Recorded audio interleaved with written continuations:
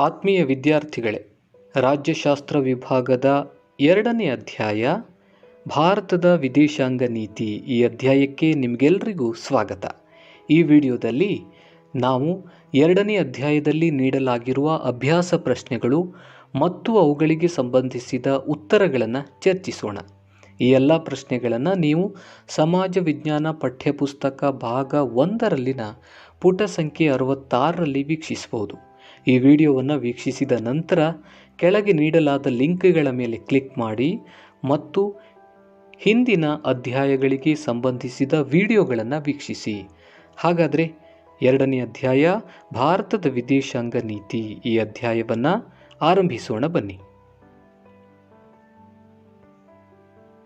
ಕೆಳಗಿನ ವಾಕ್ಯಗಳಲ್ಲಿ ಖಾಲಿ ಬಿಟ್ಟಿರುವ ಸ್ಥಳಗಳನ್ನು ಸೂಕ್ತ ಪದಗಳಿಂದ ಭರ್ತಿ ಮಾಡಿರಿ. ಭಾರತದ ವಿದೇಶಾಂಗ ನೀತಿಯನ್ನು ವಿಶೇಷವಾಗಿ ನಿರೂಪಿಸಿದವರು ಜವಾಹರ್ಲಾಲ್ ನೆಹರು. ವಿಶ್ವದ ಯಾವುದೇ ಬಣಕ್ಕೂ ಸೇರದೆ ಇರುವ ನೀತಿಯನ್ನು ಡ್ಯಾಶ್ ಎನ್ನಬಹುದು. ಅಲಿಪ್ತ ನೀತಿ.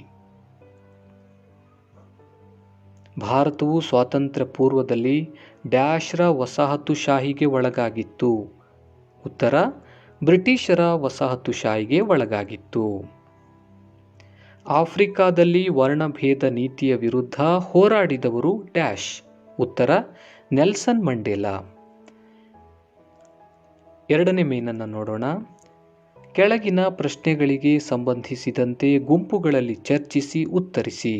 ಮೊದಲನೇ ಪ್ರಶ್ನೆ: ವಿದೇಶಾಂಗ ನೀತಿ ಎಂದರೇನು?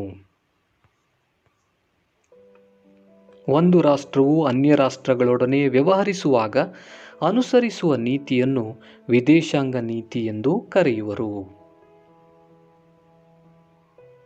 ಪ್ರಶ್ನೆ ಸಂಖ್ಯೆ 2: ವಿದೇಶಾಂಗ ನೀತಿಯು ರಾಷ್ಟ್ರದ ಅಭಿವೃದ್ಧಿಗೆ ಸಹಕಾರಿ ಹೇಗೆ?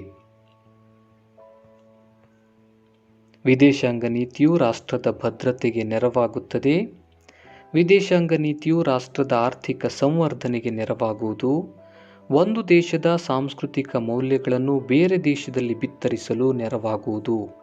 ಹೀಗೆ ವಿದೇಶಾಂಗ ನೀತಿ ಯಾವುದೇ ಒಂದು ರಾಷ್ಟ್ರದ ಅಭಿವೃದ್ಧಿಗೆ ಸಹಕಾರಿಯಾಗಿದೆ. ಪ್ರಶ್ನೆ ಸಂಖ್ಯೆ 3: ಭಾರತದ ವಿದೇಶಾಂಗ ನೀತಿಯ ಗುರಿಗಳಾವುವು? ರಾಷ್ಟ್ರದ ಭದ್ರತೆ, ರಾಷ್ಟ್ರದ ಆರ್ಥಿಕ ಸಂವರ್ಧನೆ, ನಮ್ಮ ದೇಶದ ಸಾಂಸ್ಕೃತಿಕ ಮೌಲ್ಯಗಳನ್ನು ಬೇರೆ ದೇಶದಲ್ಲಿ ಬಿತ್ತರಿಸುವುದು, ಮಿತ್ರ ರಾಷ್ಟ್ರಗಳನ್ನು ಹೆಚ್ಚಿಸಿಕೊಂಡು ವಿರೋಧಿ ರಾಷ್ಟ್ರಗಳನ್ನು ನಿರ್ಬಂಧಿಸುವುದು ಅಥವಾ ಹತ್ತಿಕ್ಕುವುದು, ವಿಶ್ವ ಶಾಂತಿ ಹಾಗೂ ಸಹಬಾಳ್ವೆಯನ್ನು ಸಾಧಿಸುವುದು. ಇವುಗಳು ಭಾರತದ ವಿದೇಶಾಂಗ ನೀತಿಯ ಗುರಿಗಳು. ಪ್ರಶ್ನೆ ಸಂಖ್ಯೆ 4: ವಸಾಹತುಶಾಹಿತ್ವವನ್ನು ಭಾರತವು ವಿರೋಧಿಸಲು ಕಾರಣಗಳೇನು? ಭಾರತದ ವಿದೇಶಾಂಗ ನೀತಿ ವಸಾಹತುಶಾಹಿತ್ವವನ್ನು ವಿರೋಧಿಸುತ್ತದೆ. ಒಂದು ರಾಷ್ಟ್ರ ಇನ್ನೊಂದು ರಾಷ್ಟ್ರವನ್ನು ತನ್ನ ಸ್ವಾಧೀನಕ್ಕೆ ತೆಗೆದುಕೊಂಡು ಆ ದೇಶದ ಸಾರ್ವಭೌಮತ್ವವನ್ನು ಹತ್ತಿಕ್ಕಿ ಸ್ವಾರ್ಥಕ್ಕಾಗಿ ದುರುಪಯೋಗಪಡಿಸಿಕೊಳ್ಳುವುದಕ್ಕೆ ವಸಾಹತುಶಾಹಿತ್ವ ಎಂದು ಕರೆಯುತ್ತಾರೆ.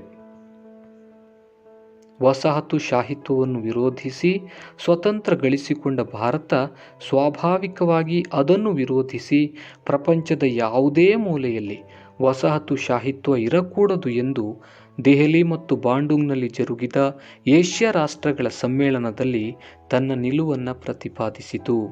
ಹೀಗಾಗಿ ಭಾರತವು ವಸಾಹತುಶಾಹಿತ್ವವನ್ನು ವಿರೋಧಿಸುತ್ತದೆ. ಪ್ರಶ್ನೆ ಸಂಖ್ಯೆ 5: ಪಂಚಶೀಲ ತತ್ವಗಳಾವುವು? ಪರಸ್ಪರ ರಾಷ್ಟ್ರಗಳ ಪ್ರಾದೇಶಿಕ ಹಾಗೂ ಸಾರ್ವಭೌಮತೆಗೆ ಗೌರವ, ಪರಸ್ಪರ ಆಕ್ರಮಣ ಮಾಡದಿರುವುದು, ಆಂತರಿಕ ವ್ಯವಹಾರಗಳಲ್ಲಿ ಪರಸ್ಪರ ಹಸ್ತಕ್ಷೇಪ ಮಾಡದಿರುವುದು,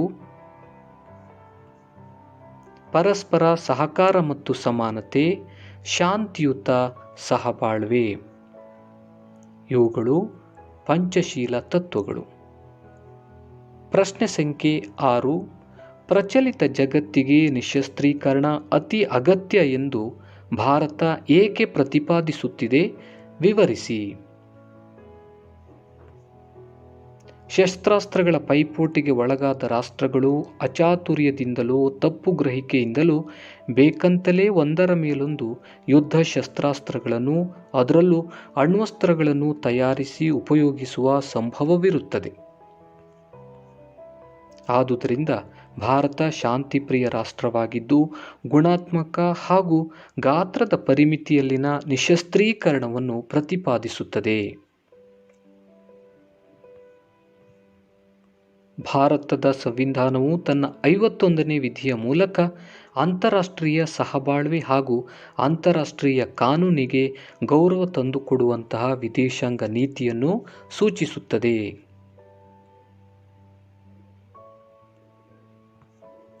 ಪ್ರಶ್ನೆ ಸಂಖ್ಯೆ 7. ವರ್ಣಭೇದ ನೀತಿಯು ಮಾನವತ್ವವಾದಕ್ಕೆ ವಿರೋಧವಾದುದು. ಇದನ್ನು ನಿಮ್ಮ ದೃಷ್ಟಿಕೋನದಲ್ಲಿ ಸಮರ್ಥಿಸಿ. ಒಂದು ಜನಾಂಗದ ಅಥವಾ ವರ್ಣದ ಜನಸಮುದಾಯ ಇನ್ನೊಂದು ಜನಾಂಗ ಅಥವಾ ವರ್ಣದ ಜನಸಮುದಾಯವನ್ನು ತಮಗಿಂತ ಕೀಳು ಎಂದು ಭಾವಿಸಿ ಅವರನ್ನು ಕಡೆಗಣಿಸುವ ಅಥವಾ ವಿರೋಧಿಸುವ ನೀತಿಗೆ ವರ್ಣಭೇದ ನೀತಿ ಎಂದು ಕರೆಯಲಾಗುವುದು. ಈ ವರ್ಣಭೇದ ನೀತಿಯು ಅಮಾನವೀಯ ಮತ್ತು ಮಾನವ ಹಕ್ಕುಗಳನ್ನು ಉಲ್ಲಂಘಿಸಿ ವಿಶ್ವ ಶಾಂತಿ ಮತ್ತು ಸಹಬಾಳ್ವೆಗೆ ಮಾರಕವಾಗುತ್ತದೆ. ಇತ್ತೀಚಿನವರೆಗೂ ದಕ್ಷಿಣ ಆಫ್ರಿಕಾದಲ್ಲಿ ಅಲ್ಪಸಂಖ್ಯಾತ ಬಿಳಿಯರು ಬಹುಸಂಖ್ಯಾತ ಆಫ್ರಿಕನ್ ದೇಶೀಯರನ್ನು ತಮ್ಮ ಹಿಡಿತದಲ್ಲಿಟ್ಟಿದ್ದರು ಎಂಬುದು ವಿಶೇಷವಾಗಿದೆ.